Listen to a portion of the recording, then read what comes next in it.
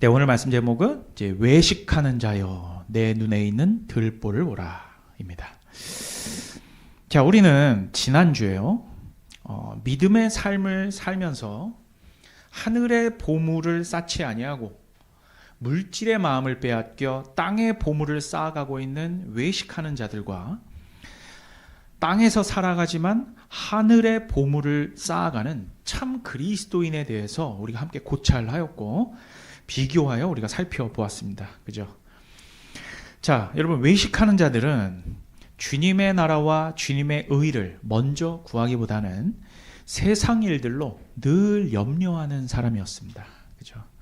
그래서 6장 마지막 구절, 우리 지난주 우리 본문의 마지막 구절 34절을 보면 내일 일어날 세상의 일로 염려하지 말라. 이렇게 예수님이 명령하십니다. 염려하지 말라. 그죠? 자, 그리고 나서 7장 1절로 바로 지금 넘어오는 거잖아요. 7장 1절을 보면 뭐라고 되어 있습니까? 이제는 비판하지 말라입니다. 그러니까 염려하지 말라 다음에 곧바로 비판하지 말라 이렇게 말씀하시거든요.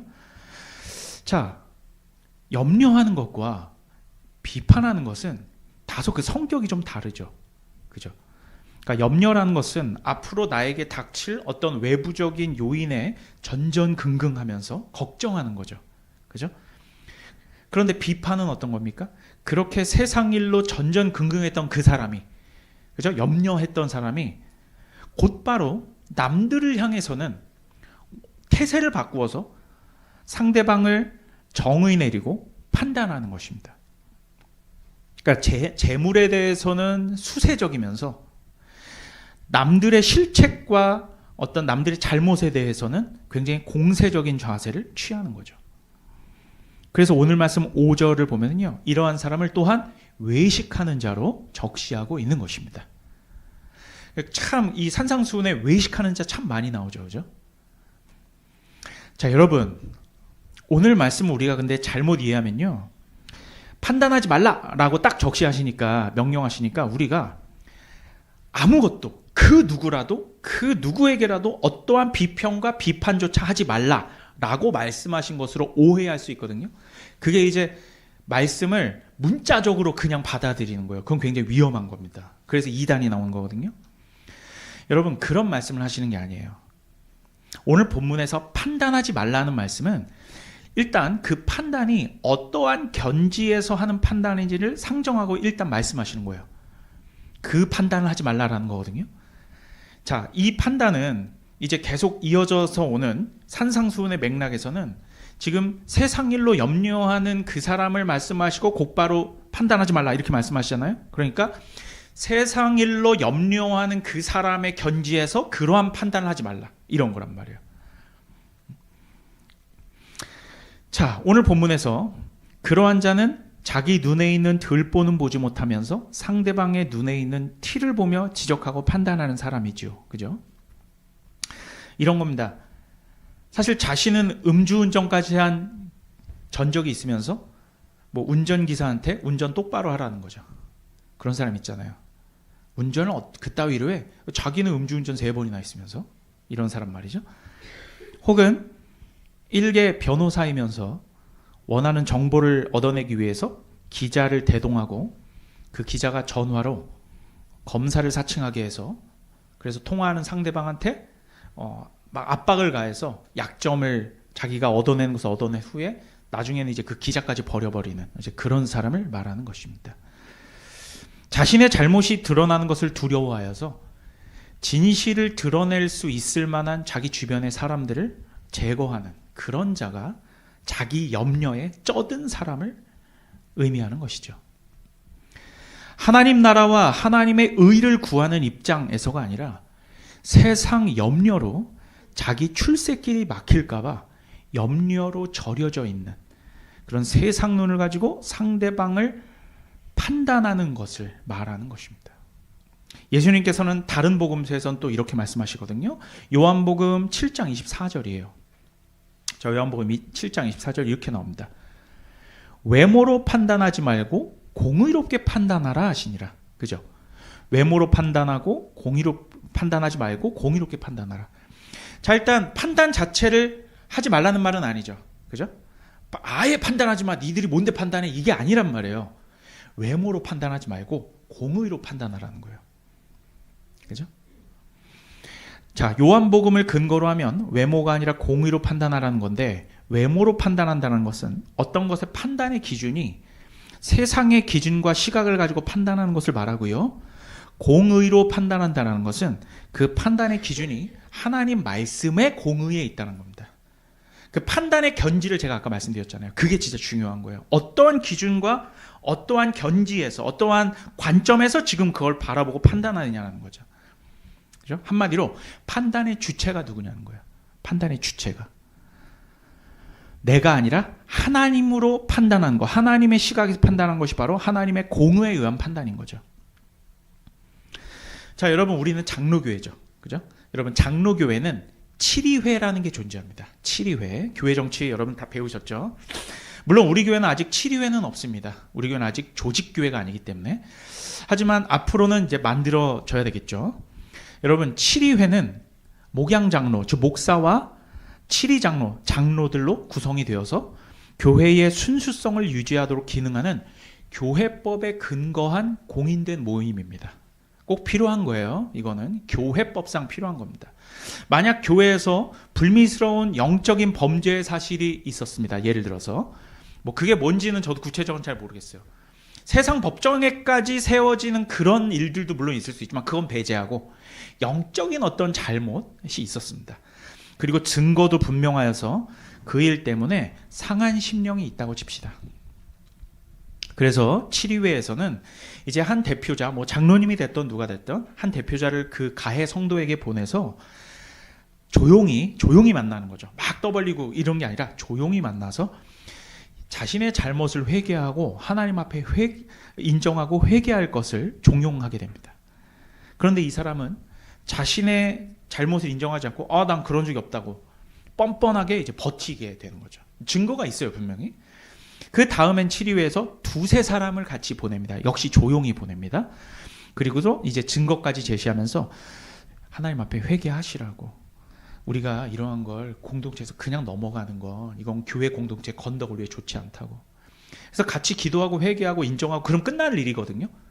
근데 오히려 화를 내면서 내가 뭘 그렇게 잘못했길래 뭐 장로님들 이렇게 와가지고 나를 막 몰아붙이냐고 오히려 적반하장으로 말이죠.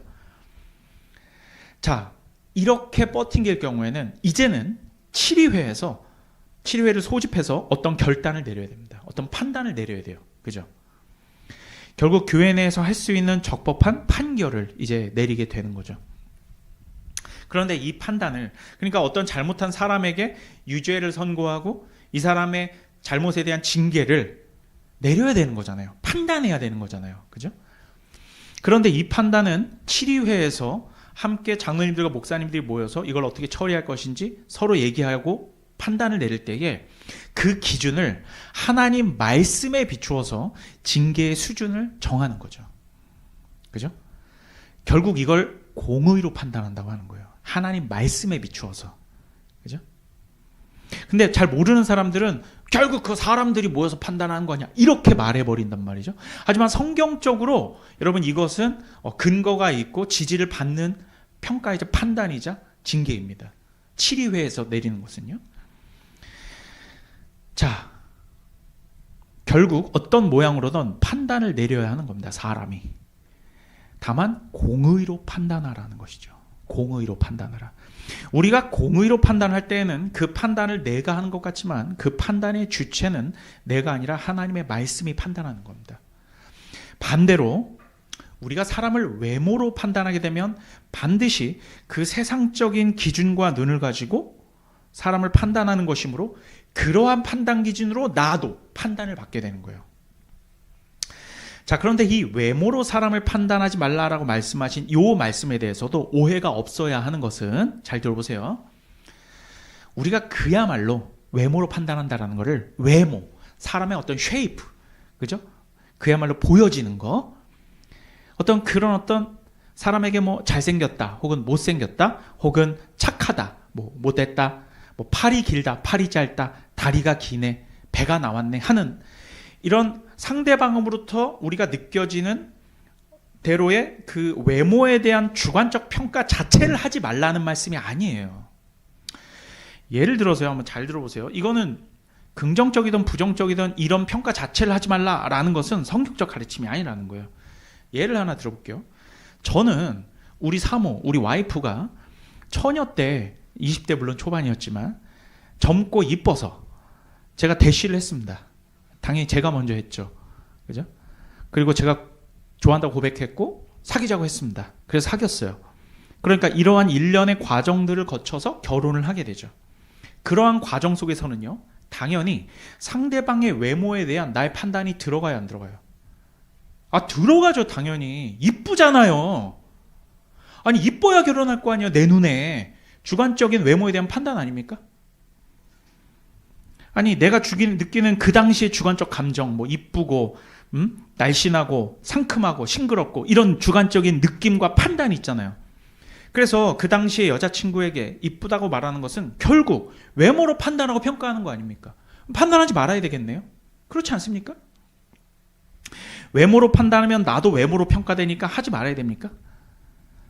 그걸 만약에 오늘 말씀 문자 그대로 적용해서 외모로 판단하지 말라고 했으니 나는 절대로 하지 말아야지 하고서 여자친구랑 이제 데이트를 하는데 여자친구가 오늘 나 이뻐? 괜찮어? 라고 물어본단 말이에요. 그때 딱 속으로 내가 오늘 말씀 묵상하는데 외모로 판단하지 말라고 했으니까 절대 말 안 해. 말 안 해. 아, 나 외모로 평가하지 않을 거야. 그럼 어떻게 됩니까? 어떻게 되겠어요? 큰일 나는 거예요. 큰일 나는 거지. 이상한 사람 되는 겁니다. 그날로 헤어지는 거예요. 뭐 이상한 사람이라고. 심지어는 여자친구가 안 이쁘게 보여도 어떻게 말해야 돼요? 이쁘다고 해야죠. 큰일 날 사람들이네. 당연히 이쁘다고 해야죠.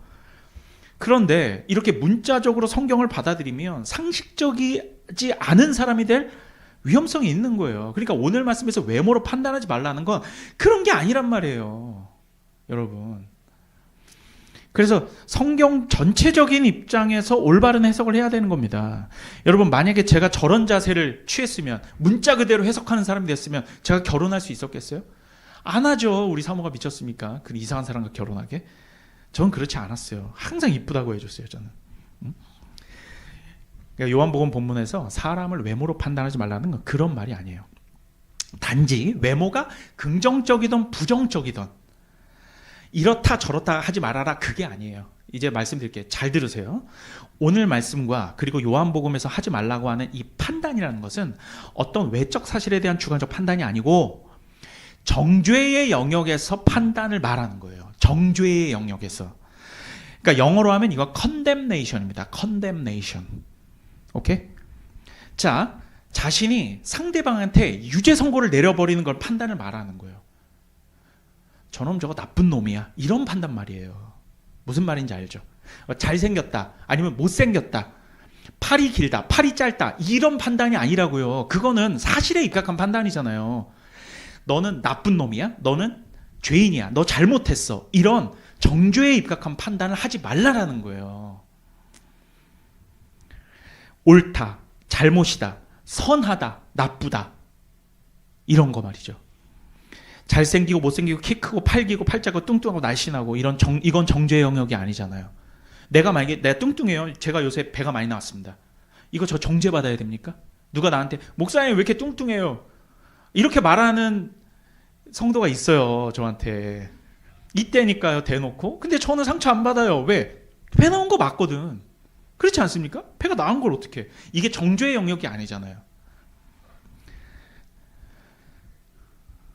자, 이런 판단을 말하는 게 아닙니다. 상대방의 잘못과 죄에 대한 견책과 책망을 자신의 기준과 감정적 판단으로 그 판결을 내려버리는 걸 말하는 거예요.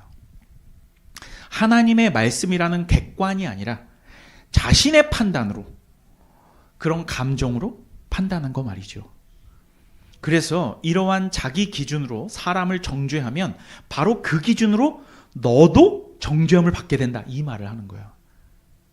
그래서 예수님은 제자들에게 언제나 바리새인들의 외식을 주의하라라고 말씀하신 거예요.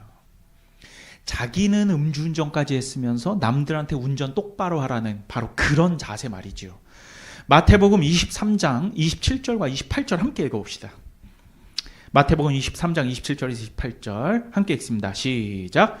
화 있을진저 외식하는 서기관과 바리새인들이여 회칠한 무덤 같으니 겉으로는 아름답게 보이나 그 안에는 죽은 사람의 뼈와 모든 더러운 것이 가득하도다. 이와 같이 너희도 겉으로는 사람에게 옳게 보이되 안으로는 외식과 불법이 가득하도다. 자기 안에는 불법이 가득한 것을 자신도 알고 있으면서 자기를 기만하고 남들에게는 옳은 척, 선한 척하며 자기는 지금 그렇게 못된 마음을 가지고 살고 있으면서 남들에게는 너는 그렇게 살면 안 돼 라고 말하는 것. 내로남불이라고도 하죠. 사실 오늘 말씀의 제목을 내로남불로 할까? 라고 생각하기도 했었어요. 남의 눈에 티, 내 눈에 들보. 이거 내로남불 아니에요? 내가 하면 로맨스, 남이 하면 불륜 아니에요. 자기 자식은 온갖 불법을 자행해서 좋은 대학을 보내놓고 의사까지 시켜놓고 대외적으로는 정의롭고 공평한 세상을 만들자라고 운운하는 사람을 말하는 거 아닐까요? 이러한 사람이 상대방에 대해서 어떻게 선과 악에 대한 판단을 내릴 수가 있겠냐는 말이에요. 여러분, 사람은 누구나 가장 먼저 자신의 내면을 들여다보아야 하며 자신의 모습을 거울로 들여다보아야 하는 거예요. 남들에게 정의로운 사회를 만들자라고 말한 그 자신이 내가 정의로운지부터 먼저 돌아봐야 할 거 아닙니까? 공평한 사회를 만들자라고 하는 자신이 과연 남들에게 내가 공평했는가를 돌아봐야 하는 거 아니겠어요? 하지만 여러분, 참 뻔뻔한 세상입니다. 그러니까 얼마 전에 저는 이게 뉴스를 봤는데요. 예전에 그 위안부 할머니들을 돕는 그런 단체를 운영하는 사람이 있었어요. 이 사람이 이제 후원금을 착복을 했는데 협회장이 이 사람들이 이제 후원자들에게 고소를 당했거든요. 이거 실제로 뉴스에 나온 거예요, 이거. 심지어 이 사람은 국회의원이었습니다. 뭐 그 착복의 결과는 증거가 차고도 넘쳐서 이거 100% 유죄였어요. 근데 국회의원 그 재직 당시에 이게 이제 불거져서 재판을 시작을 했는데 이제 1심 판결이 유죄로 나면 현역 국회의원 내려놓는 겁니다. 여러분 아시다시피. 근데요, 이 사람 심지어 지역구에서 뽑힌 사람도 아니었어요. 그냥 비례대표였단 말이에요. 근데 이 사람이 현역 국회의원 때 1심 판결 안 받으려고 일부러 재판을 미루고 또 미루다가 결국 임기 다 마치고 심지어 유죄 판결을 받았습니다. 유죄 판결 받았어요. 그리고 이제 법원에서는 후원금 토해내고 후원자를 돌려줘라라고 명령을 내렸거든요. 안 돌려줘요. 국회의원이었던 사람이 불복했어요. 그리고 다시 이제 이의 신청하고 아니다. 뭐라고 얘기하냐면 이 후원자들은 할머님들이 아니라 국회의원인 나를 보고 후원한 돈이라고 버텼어요. 너무 심하죠, 여러분. 여러분, 이러한 사람을 말하는 거죠. 이러한 사람이 설마 교회에는 없을까요? 교회에는 없을까요? 우리는요, 그래서 이런 이야기를 들으면 다른 사람부터 떠올리는데 그러지 말라는 거예요. 맞아. 그 사람이 좀 이런 비슷한 일이 있었지. 이게 아니고 나는 설마 이런 사람이 아닐까? 나는 내로남불의 사람이 아닐까?를 돌아봐야 한다란 말이죠. 이게 오늘 말씀의 핵심이에요. 자, 여러분, 제가요 한 2년 전부터 굉장히 재밌게 보는 TV 프로그램 딱 2개가 있습니다. 다른 건 잘 보지도 않아요. 딱 2개 있는데 하나는 SBS에서 방영하는 나는 솔로라는 거고요. 또 하나는 그 후속작인 나는 솔로 사랑은 계속된다라는 거예요. 딱 그 2개만 봐요. 진짜로. 저희 사모가 잘 알아요.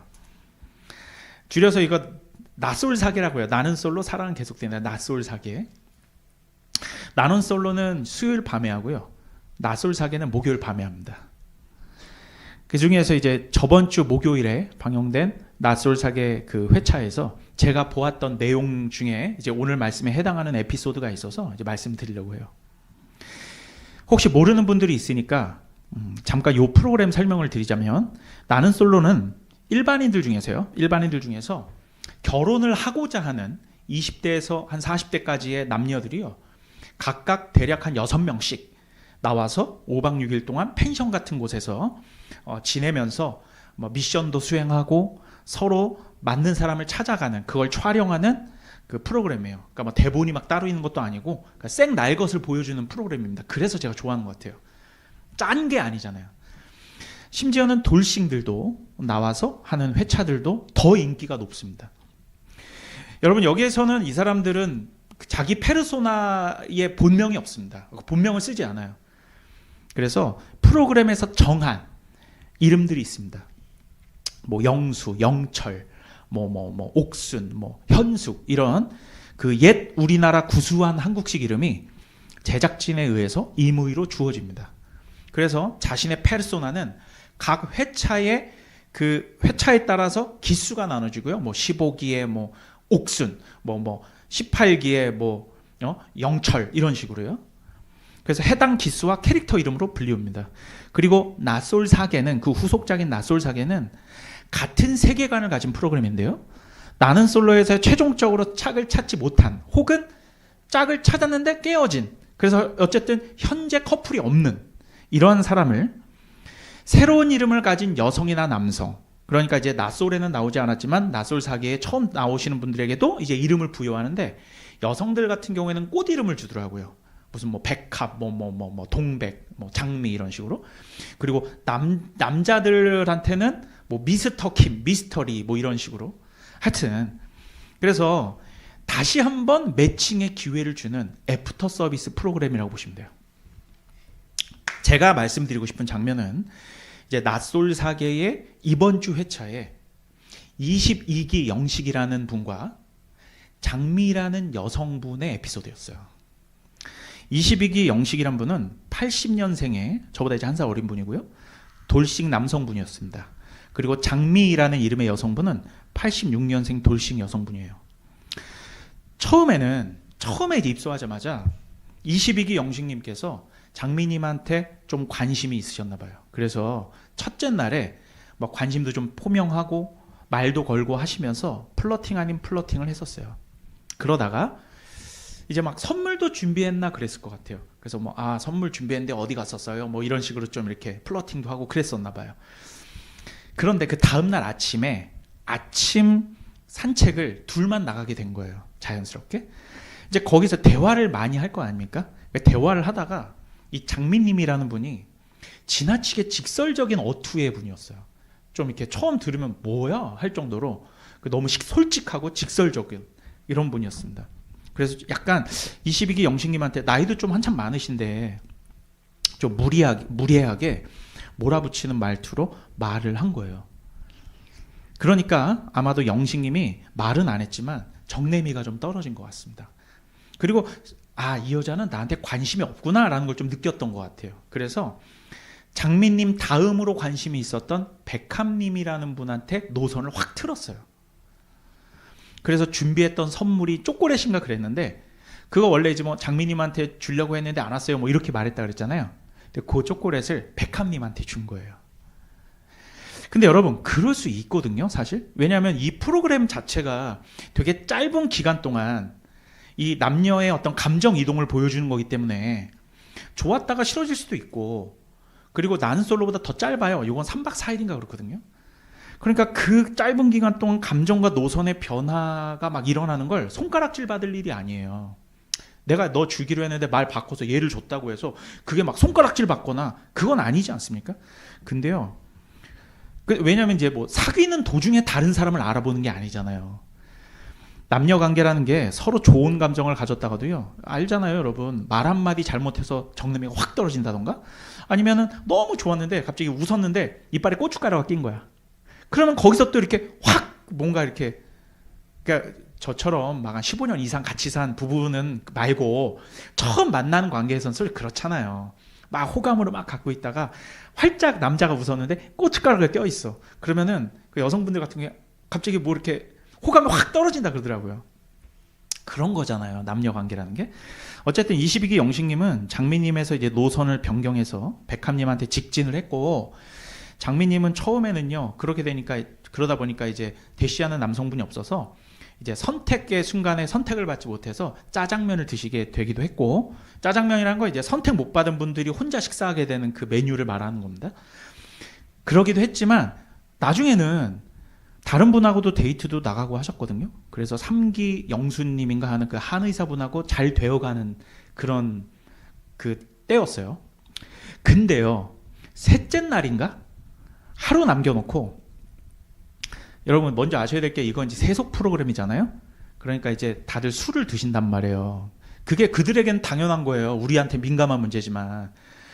그래서 이제 뭐 공용 거실인가? 거기에서 몇몇 출연자들이 같이 이렇게 술을 드시면서 이야기하고 그러는데 조금 취기들이 다 오르신 것 같아요. 그러니까 갑자기 장미님이 건너편에 있는 22기 영식님한테 대놓고서, 아니 그때 저한테 선물 주기로 한 거 아니었어요? 이렇게 대놓고, 진짜 직설적인 분이에요. 대놓고 그렇게 말해놓고서 어떻게 1시간 뒤에 백합님한테 선물 줘요? 이걸 따지고 드는 거예요. 그러니까 웬만하면 그걸 그냥 넘어갈 텐데 이분은 그걸 이제 직설적으로 말하면서, 그러면서 나는 영식님처럼 말 바꾸는 사람 진짜 싫어요, 이런 식으로 말하는 거예요. 저도 그 프로그램 보면서 좀 깜짝 놀랐어요. 거기에 이제 사회 보시는 데프콘 뭐 하시는 그런 분들 있잖아요. 그런 분들도 다들 뭐잉? 이렇게 된 거죠. 디스를 대놓고 하는 거예요. 디스를 대놓고 사람 면전 앞에서. 그리고 백합님한테 선물 줄 때 자기 얘기했냐고. 그러니까 자기한테 먼저 주기로 한 거를 백합님이 아냐, 뭐 이런 식으로 얘기를 한 거죠. 그랬더니 이제 영식님은 그래요, 백합님이 원래 이거 선물 장미님 주기로 했던 거 아니냐고 물어보덥디다. 근데 그냥 당신한테 호감이 가서 줬다, 뭐 이렇게 말을 했었다고 하니까 장미님이 또 이렇게 얘기한 거예요. 자기 없는데 남하고 자기 얘기했다고. 엄청 더 막 화를 막 내는 거예요. 막 어이없다고 하면서. 그러니까 나쁜 얘기를 한 것도 아니잖아요. 물론 22기 영식님이 갑자기 노선을 확 틀고 한 것은 맞지만 주어진 시간이 짧기 때문에 충분히 생각하고 뭐 그럴 시간이 없잖아요, 이 프로그램은. 그러니까 잘 들어보세요, 여러분. 이게 오늘 말씀과 정확하게 매칭이 되는 거예요. 자, 그렇다고 저 지금부터 이제 백합님한테 갈아탈 거예요, 이렇게 선전포고를 하고서 하는 사람이 어디 있어요. 그냥 자연스럽게 그냥 아닌 게 되는 거잖아요. 근데 사람들이 있는 데서 저는 당신 같은 사람 진짜 싫어한다. 왜 나 없는 데서 자기 얘기를 하냐. 퇴소하는 날까지 영식님 같은 사람과는 대화하지 않을 거다. 이거는 프로그램에 다 나온 거니까 제가 그냥 대놓고 말씀드리는 거예요.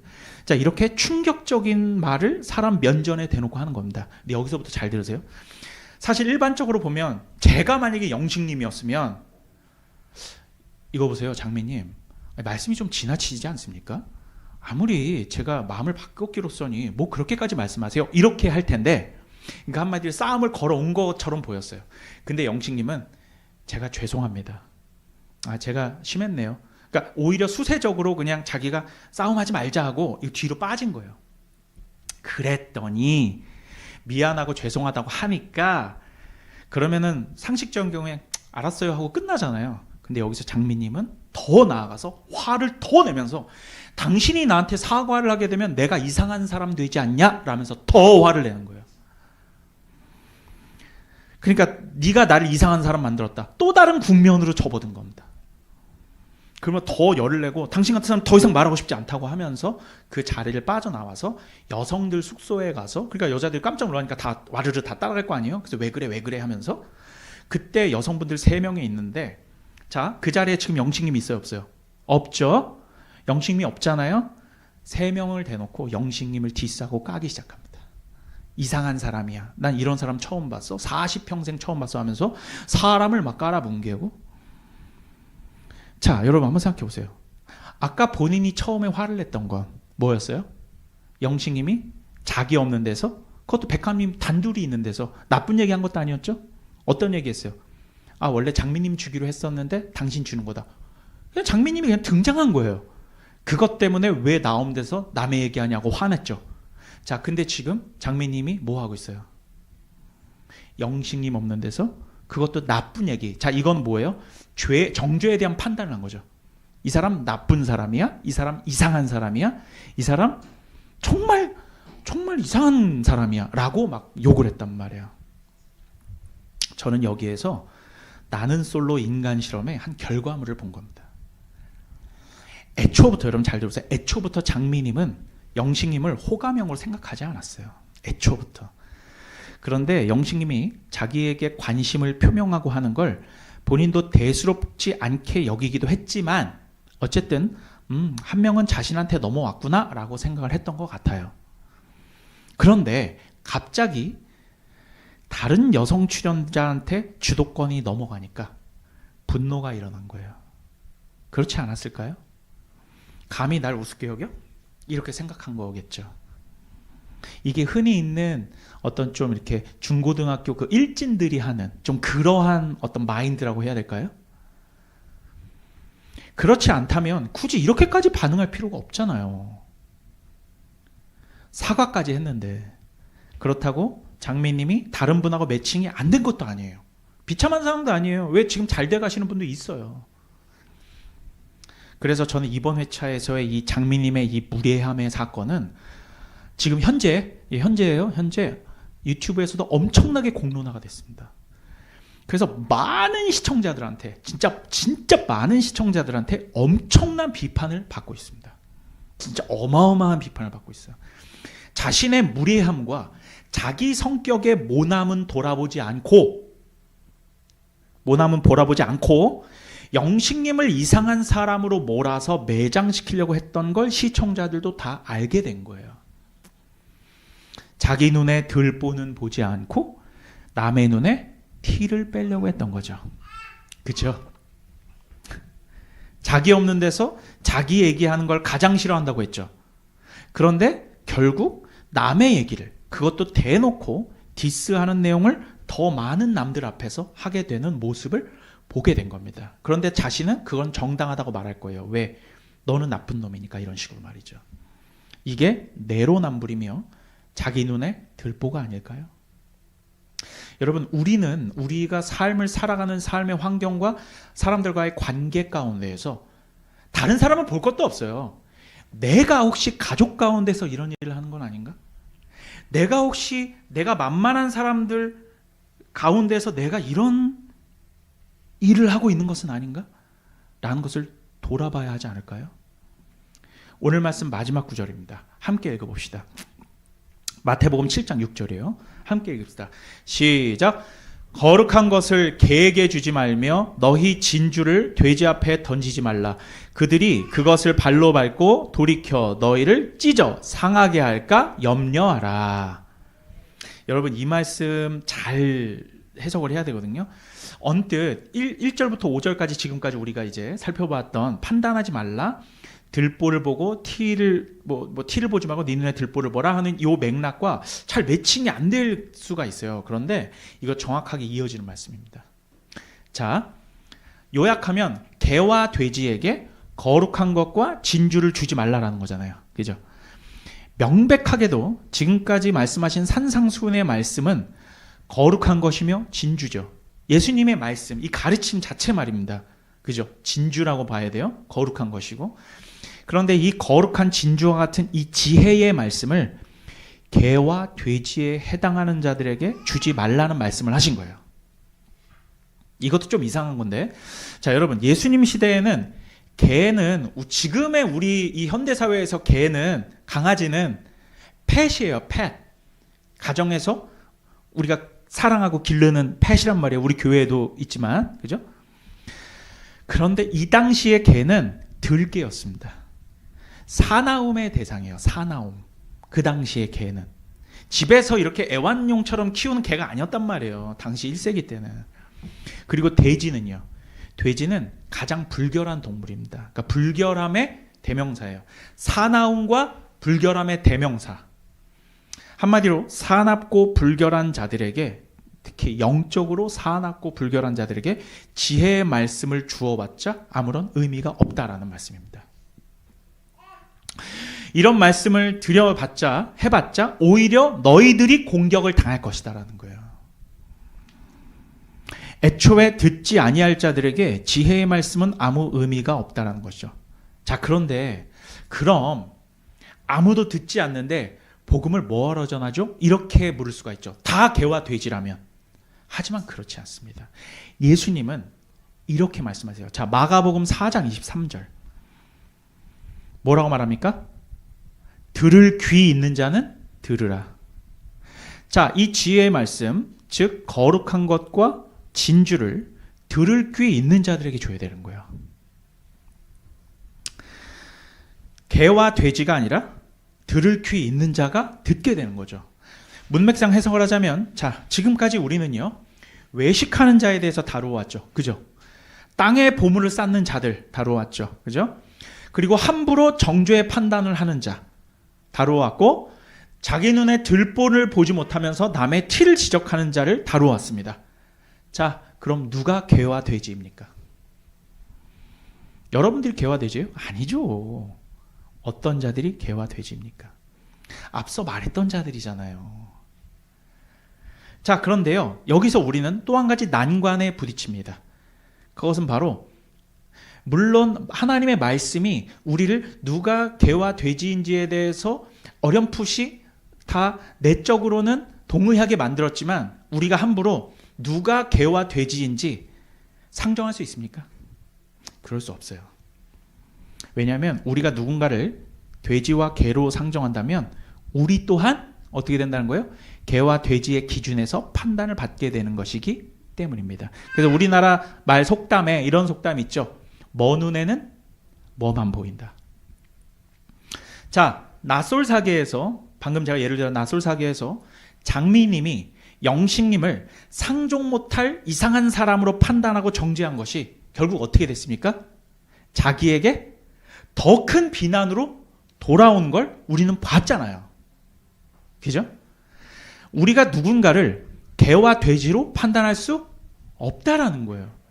제가 아까 전에 누구 이쁘다, 못생겼다, 혹은 팔이 길다, 팔이 짧다, 다리 길다, 다리 짧다, 배가 나왔다, 배가 나오지 않았다 라고 하는 사실에 근거한 주관적 판단이 아니라, 장미님이 영식님한테 했던 것처럼 이상한 사람이야, 나쁜 사람이야, 사회 속에서 정죄받아야 할 사람이야 라고, 즉 개와 돼지라고 누가 감히 상정할 수 있겠냐는 말이에요. 그러니까 이런 말조차 받아들이지 않을 사람에게 굳이 말하는 것은 개와 돼지에게 진주를 던지는 것이므로 그러지 말라라는 말씀이라는 것이죠. 자, 그러면 오늘 결론입니다. 뭘 어떻게 하라는 걸까요? 그냥 뭐 하지 말라는 걸까요? 대충 알아들었어요. 어쩌라는 거예요? 결론입니다. 우리가 산상수훈은 마태복음 5, 6, 7장이라고 했죠. 우리가 지금 7장으로 넘어왔지만 7장 마지막까지 보진 않았어요. 그죠? 7장 마지막은 나중에 살펴보겠지만 7장 마지막 부분에 가면 결론이 어떻게 나오는지 아십니까? 산상수훈의 결론? 결국은 진리와 거짓을 분별하라고 나와요. 거짓 교사를 분별하라라는 거예요. 우리가 해야 할 일은 정죄하고 판단하고 누군가를 가르치려 드는 것이 아니라 뭐 하라는 겁니까? 분별하라는 거예요. 분별하라는 겁니다. 나의 마음과 내 모습을 먼저 돌아보고 나 스스로 참과 거짓을 분별해야 하는 거예요. 우리가 해야 될 일은 거기까지예요. 우리 눈에 들보를 보면, 내가 눈에 들보가 있는 사람이었어. 그런데 들보라는 건 뭐냐면 통나무를 말하는 거거든요. 들보는 통나무란 말, 로그라고 돼 있어요. 영어로는 로그, 통나무예요. 통나무가 앞에 있으면 아무것도 안 보여요. 내 눈에 이게 들보인지 통나무인지 세상인지를 몰라요. 세상이 되어버린다니까요. 그걸 깨달았단 말이에요. 그걸 빼버리는 것은요, 뭐와 같냐면 내 눈앞에 들보를 빼는 건 거짓 영에 사로잡혀서 아무것도 보지 못했던 영안이 열리는 거예요. 왜? 티는 살짝 티니까 보이긴 보인단 말이에요. 들보는 내 눈앞에 들보가 이렇게 있잖아요. 통나무라니까요. 뭐가 보여요? 안 보인단 말입니다. 근데 이걸 다 빼어버린다는 건 거짓의 영에서 벗어나는 걸 말하는 거예요. 이게 바로 분별하는 거예요, 여러분. 이게 분별이라고요. 믿음의 눈으로 열어버리는 거예요, 눈을. 사람은 누구나요? 자신이 생각하고 있는 바, 자기가 생각하고 있는 논리가 맞다라고 우기는 버릇이 있습니다. 저도 그러한 죄성이 있고 여러분들도 있어요. 왜냐하면 나는 논리적이라고 생각하기 때문이에요. 하지만 참된 지혜는, 잘 들으셔야 돼요. 참된 지혜는 늘 자기 자신의 생각을 의심합니다. 성경의 진리를 의심하라는 게 아니고, 내가 믿고 있는 성경을 의심하라는 게 아니라 내가 생각하고 있는 생각의 메커니즘을 의심하라는 거예요. 성경적이 아닌 내 생각의 메커니즘을 의심하라는 거예요. 이게 지혜예요. 그래서 그리고 결국 자신의 생각이 틀렸다라는 것을 발견해내고 깨닫는 거. 아, 내가 틀렸구나. 그걸 인정하는 거예요. 이게 지혜입니다. 여러분, 지혜가 딴 건지 아십니까? 지혜는 나 스스로 분별하여 내가 혹시나 잘못하게 생각하고 있었던 걸 이걸 수정할 수 있는 거예요. 근데 그걸 인정하는 건 무지하게 어려워요. 왜? 자기 자존심과 가치와 연결이 돼 있거든요. 인정하는 순간 내가 그동안 잘못했다는 걸 인정하는 거고 남들 앞에 부끄럽게 되거든요. 근데 그 부끄러움을 마다하지 않는 거예요. 이게 지혜인 것입니다. 만약에 이걸 고치지 않으면 계속 잘못된 방향으로 계속 나가요. 남들이 틀린 것을 지적하고 발견하여 그 티를 지적해내는 사람이 아니라 자기 눈앞에 가로막고 있는 큰 통나무와 같은 오류를 발견하여 그 들보를, 그 통나무를 치워버리고 결국은 영안이 열려서 참과 거짓을 분별해내는 사람, 바로 이 사람이 외식하는 자가 아니라 참 지혜로운 사람인 것이에요. 바로 여러분들이 그러한 사람이 되길 주님의 이름으로 축원합니다. 우리는 과연 외식하는 자입니까? 지혜로운 자입니까? 우리 스스로, 남들이 아니라 저조차도 나 스스로를 돌아보는 우리 필라델피아 교회 되기를 주님의 이름으로 간절히 축원드립니다.